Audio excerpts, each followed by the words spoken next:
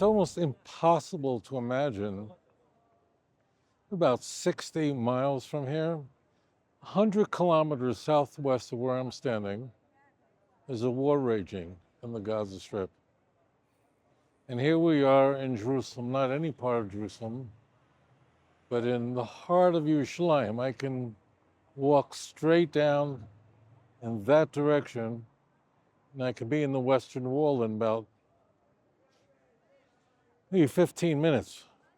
This is the center of it all, and Jerusalem, of course, is peaceful. Its name would convey that. It's hard to imagine that in the north there's so much tension. But here in the major cities of Jerusalem, it's reasonably quiet.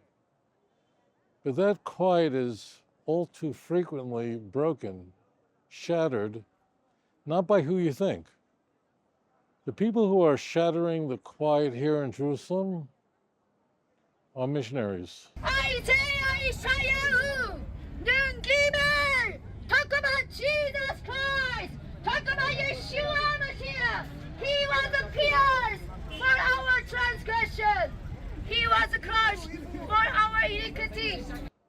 Screaming at those who would walk by, the pedestrians, the Jews who are living here, to convert to Christianity. For he was cut off from the land of living for the transgression of my people. He was punished.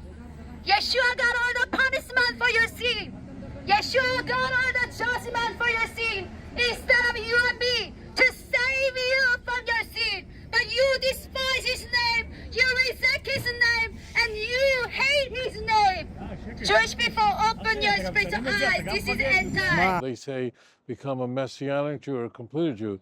In fact, I wish they just said it. They don't just say it. They scream it.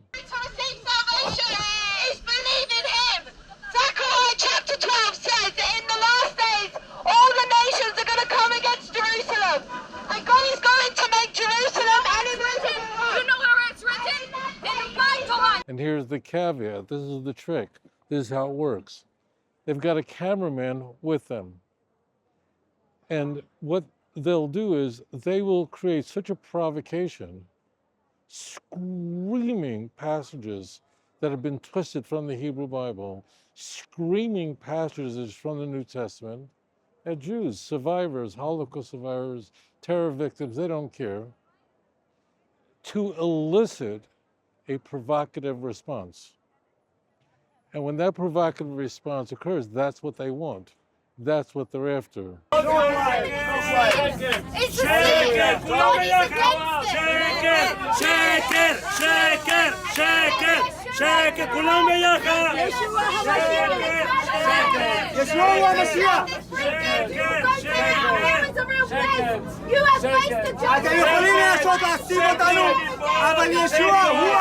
You rejected your Messiah. This is why you're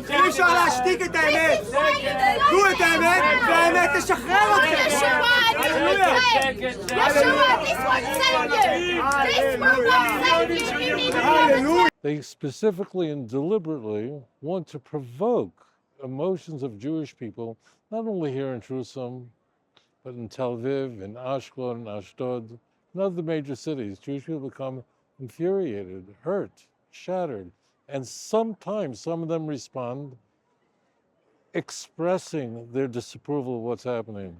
And they want to they want to capture that film. Old Testament, don't bring us bullshit. Go to America, tell them this bullshit. They want to capture that film and just throw it on YouTube. Now here's where, if I'm smiling, this is a disaster. It's an absolute nightmare. What happens is that goes up on YouTube. And then you have a nice Christian from Kansas City, from Omaha, Dallas. Guy goes to Prestonwood Baptist. Nice evangelical from Atlanta, from Raleigh, North Carolina. They're watching this. Imagine that. Imagine a Christian in Durham, a Christian in Palo Alto, just watching this spectacle of Jews screaming at Christian missionaries. And they claim all we're doing is spreading the gospel. We just want to talk about Yeshua. And they leave in absolute train wreck in their path, because they will amp it up, amp it up, amp it up. First, they talk real nice. It starts like this.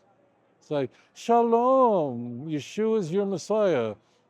Because God loves you so much. God cares about your salvation. God will give you great victory. Because Yeshua HaMashiach, He paid the price for our sin on the cross. He resurrected. He conquered the power of death for you. To give you life in heaven. Yeshua, He shed His blood to die for your sins. The blood of the Lamb, blood of Yeshua HaMashiach can give you salvation. And then Jewish people become very, very offended by this. And they're using a megaphone. Why? Why do they need to use an amplifying system? Because they want to speak over you, right? You can imagine how offensive this is. I mean, many of these people, many people you see here, they fled here to escape that kind of stuff. To save His life, the King is Yeshua HaMashiach. Yeshua is the King. So they'll go at it, provoking the most outrageous response, and occasionally that's going to happen. And they go, look at us. We have to suffer for Christ. The guy watching this thing, this fellow who lives somewhere out in Tyler, Texas, a nice evangelical Christian, he's watching this. Imagine this. He's watching this on YouTube of Jewish people just responding, expressing their dissatisfaction with what's happening. And the guy from Tyler is going, look at these Jews. These Jews are persecuting believers in Jesus just the way they did 2,000 years ago.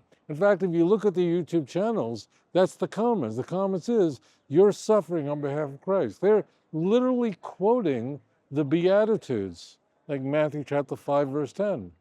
Blessed are those who are essentially willing to suffer on behalf of Jesus. So they say, look, we're suffering on behalf of Jesus. And then the anti-Semitism explodes, telling the Jews collectively that they're responsible for what was done to Jesus and the persecution of Jesus and so on. And so they manufacture a provocation here in the Holy Land. Really awful. You know, God took on flesh, He became a man, He humbled Himself, was found in the form of a servant, and He allowed you to crucify Him so that He could pay for our sins. That's how much He loves you. And you stand here in your pride mocking that. No, that's really evil. And you think murder is good anyway?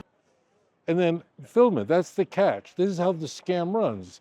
They then capture this on the footage. This is how they raise money. They get it up on YouTube, and they turn people, really sweet evangelical Christians who would otherwise be philo-Semitic, and they convey to them that, hey, the Jews haven't changed.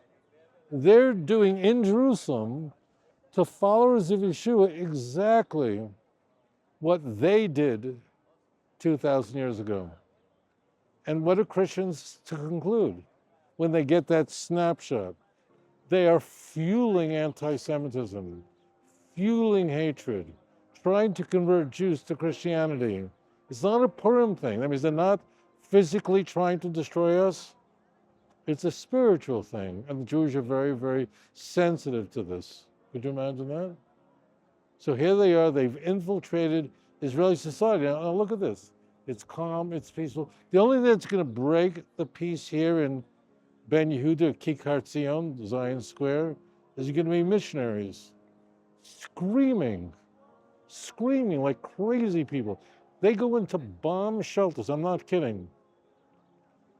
You know, you probably don't know what it's like to hear that the shrieking sirens that rockets are on the way.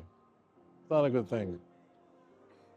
If you're in a coastal town like Ashdod or Ashkelon, or you have just a matter of seconds to get into a bomb shelter. That's all you have.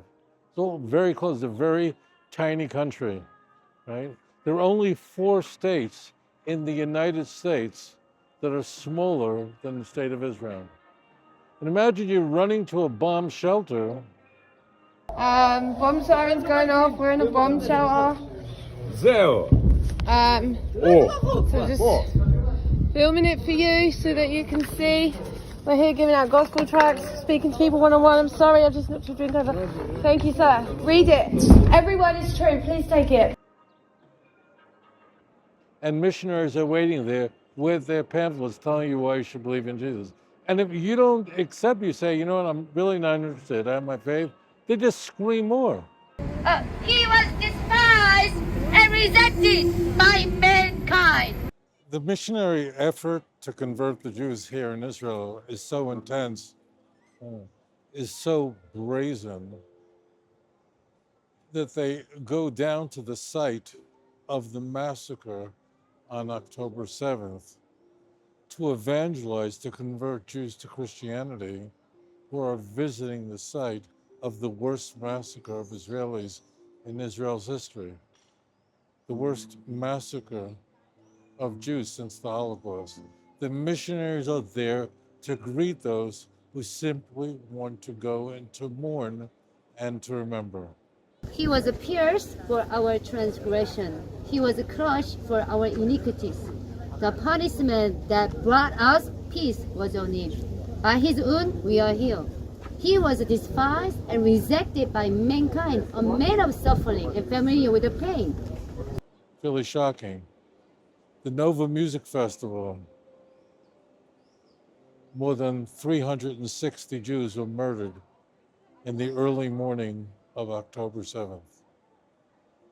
Their families set up memorials for them. Of all the sites of the massacre of that dark Sabbath, that was the worst.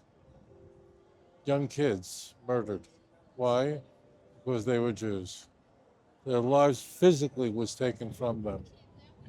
And now a nation mourns, and their families, of course, want to remember. The missionaries know this. They understand this vulnerability, and they go to the site of the Nova Music Festival, which is now a memorial, memorializing the memories of those who perished, those who were violently murdered, not to harm Jews physically, not to attack Jews physically, but to spiritually convert the Jews to Christianity. It's really shocking. And this is just example after example what's going on not only here in the Holy Land of this unyielding effort of missionaries who are seeking to convert the Jews to Christianity. Tragically, it's happening around the world. That's the bad news. The good news is that we're making a difference. Millions of people worldwide are watching our teachings on YouTube. Millions of people around the world are learning about the God of Abraham, Isaac, and Jacob. Outreach Judaism is making an enormous difference. There's so much light as a result of our work. So many Jewish people in the church are learning about their faith, the truth, and the beauty of Judaism, of Tanakh. That's very exciting. You might as well know this. The work of helping Jews in the church return back to the Jewish faith, it isn't simple. It's very expensive. Very exciting. There's so much work involved in this. And that's why, as Passover is approaching, I turn to you. Passover, after all, is a time when the Jewish people were physically redeemed and spiritually redeemed. We need to redeem our people, especially those who are in the darkest place in the church. We want them home, to bring them back to the God of Abraham, Isaac, and Jacob. Would you give? Would you give from what God has given you so the work of outreach can continue, so that so many more thousands of people can hear about the God of Israel. There's so many Jewish people who are lost in churches, in Messianic congregations worldwide, can return back to the truth and the beauty of the Jewish faith. Happy Passover.